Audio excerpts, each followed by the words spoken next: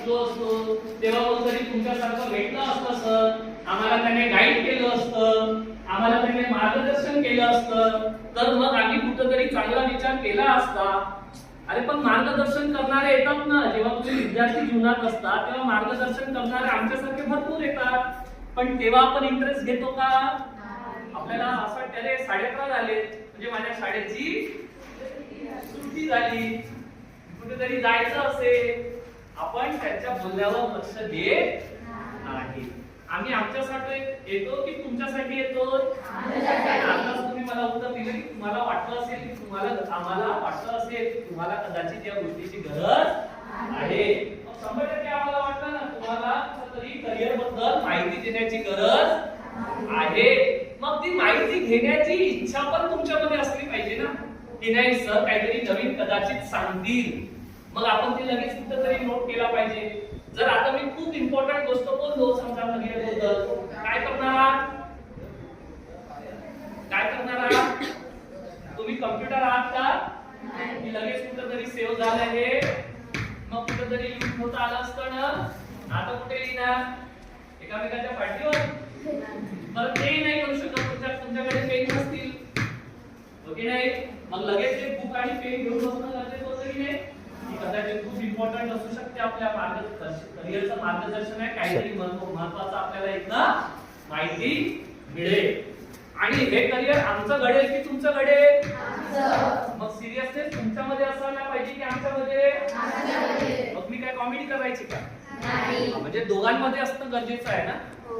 Seriousness जेवढं मी ज्या serious पद्धतीने तुम्हाला सांगतो आहे त्या सिरियस पद्धतीने तुम्हाला ऐकणं पण काय आहे गरजेचं आहे. तर आजच प्रत्येकाने विचार करायचं की आज घरी गेल्यानंतर ज्या पद्धतीने तुमच्या प्राचार्य मॅडमनी स्वतःचं स्वॉट अनालिसिस केलेलं आहे, स्ट्रेंथ, वीकनेस, अपॉर्च्युनिटी आणि थ्रेट्स, त्या पद्धतीने तुम्ही सुद्धा तुमचा स्वॉट अनालिसिस करणं गरजेचं आहे.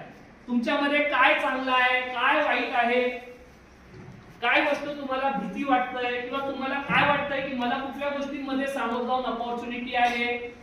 आजचा जग असं आहे, तुम्ही ज्या गोष्टीमध्ये विचार कराल त्या गोष्टीमध्ये करिअर आहे. कदाचित 10-15 वर्ष अगोदर नव्हता, जेव्हा आमचे सर्व सर लोक शिकत होते, कदाचित सर मॅडम शिकत होते तेव्हा कदाचित नव्हता, पण आज आहे.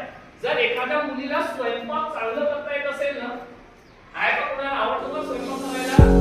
हा छान. एखाद्या मुलीला स्वयंपाक चांगलं करता येत असेल ना, तर आज स्वयंपाक करण्यामध्ये पण प्रोफेशन आहे.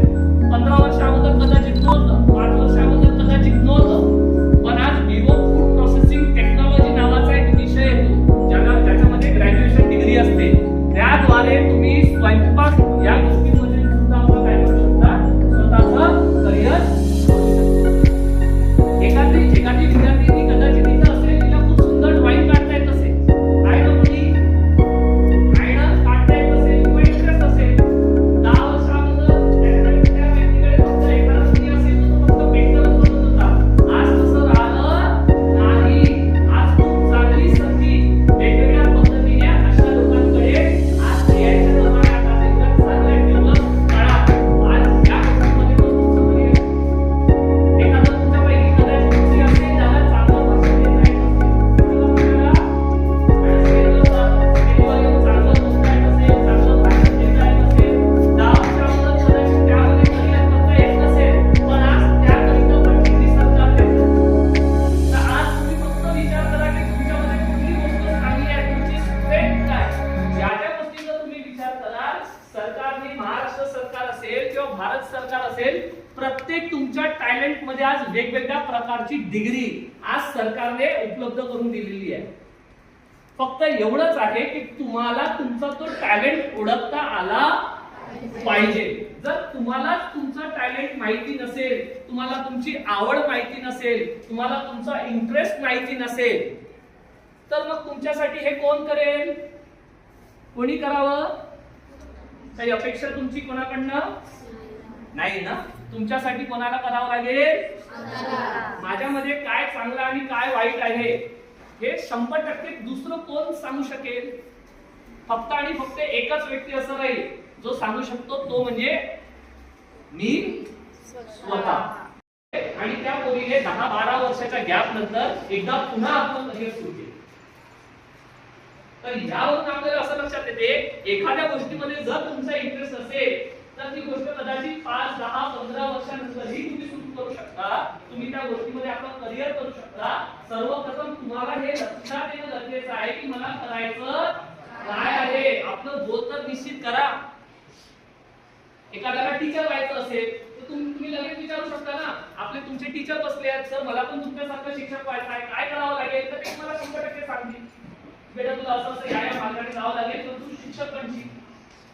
एखाद्याला